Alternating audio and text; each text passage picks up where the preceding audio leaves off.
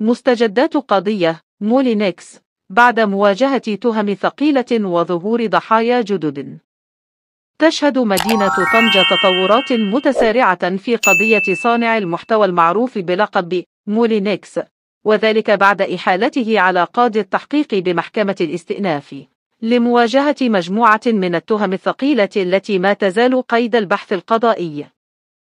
وأفادت مصادر مطلعة أن المتهم جرى توقيفه بمطار مراكش بناء على مذكرة بحث وطنية قبل نقله إلى طنجة، حيث خضع لجلسة استماع مطولة دامت عدة ساعات بحضور ممثلي النيابة العامة والدفاع. تهم قيد التحقيق.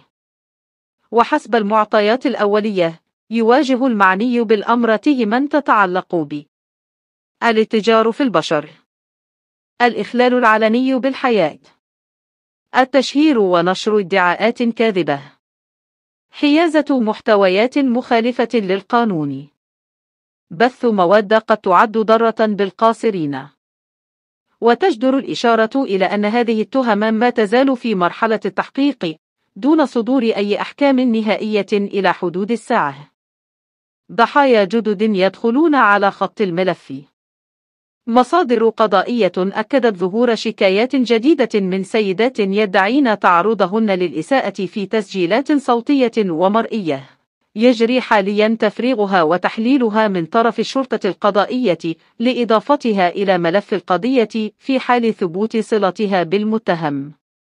كما باشرت المصالح المختصة خبرات تقنية على مواد رقمية تم حجزها للتحقق من طبيعتها ومدى ارتباطها بالاتهامات الموجهة.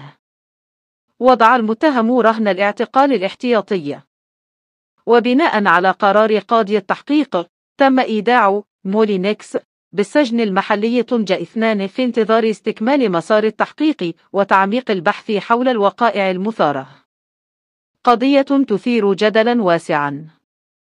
وتحظى القضية بمتابعة كبيرة على شبكات التواصل الاجتماعي وسط دعوات لترك مسار القضاء يأخذ مجراه واحترام قرينة البراءة إلى حين صدور نتائج التحقيق أو الأحكام النهائية.